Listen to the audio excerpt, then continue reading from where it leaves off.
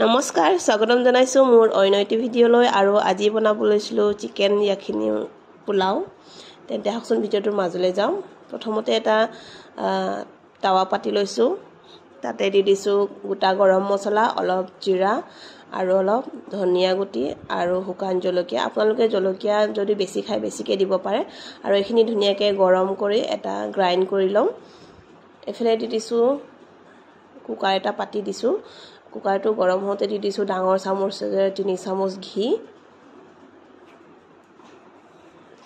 ধুনিয়াকে গৰম হোৱাৰ পিছত দি দিছো হাফ টেবুল স্পুন জিৰা আৰু দুটা মিডিয়াম সাইজৰ পিয়াজ কাটি লৈছিলো সেইখিনি দি দিছো হেতাৰে খুব ধুনিয়াকে লৰাই এতিয়া দি দিছো আদা নহৰু পেষ্ট সম্পূৰ্ণ 2 চামুচ এতিয়া ধুনিয়াকে হেতাৰে লৰাই এতিয়া এতে দি দিছো চিকেন খিনি মই ইয়াৰ 1/2 কেজিতকেও কম চিকেন ব্যৱহাৰ কৰিছো হেতাৰে ধুনিয়াকে লৰাই দিছো এতিয়া দি দিছো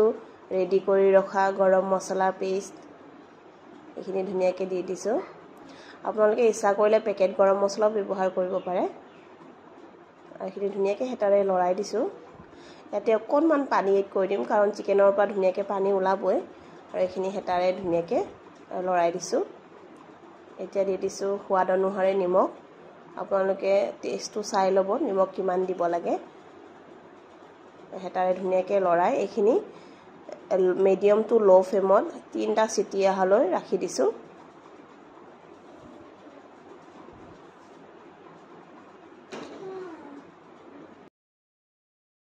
এতিয়া ঢাকনখন অতৰাই ধুনিয়াকে হেতাৰে লৰাই দিছো আৰু চিকেনে নিজৰ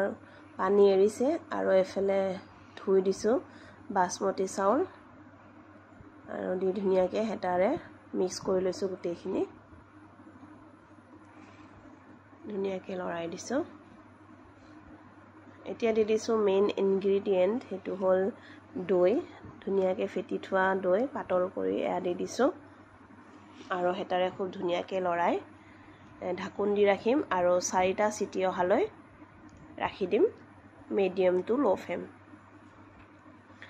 আৰু এফালে সিটি আহি গৈছে 4টা আৰু এতিয়া ধুনিয়াকে প্লেটত উলিয়াই লৈছো ইয়াখিনি চিকেন পোলাও ৰেচিপি ৰেডি হৈ গৈছে দেখাটো ধুনিয়া হৈছে আপোনালোকৰ যদি ভিডিঅটো ভাল লাগিছে লাইক শেয়াৰ আৰু সাবস্ক্ৰাইব কৰি দিব চেনেলটো আজিলৈ আহিছো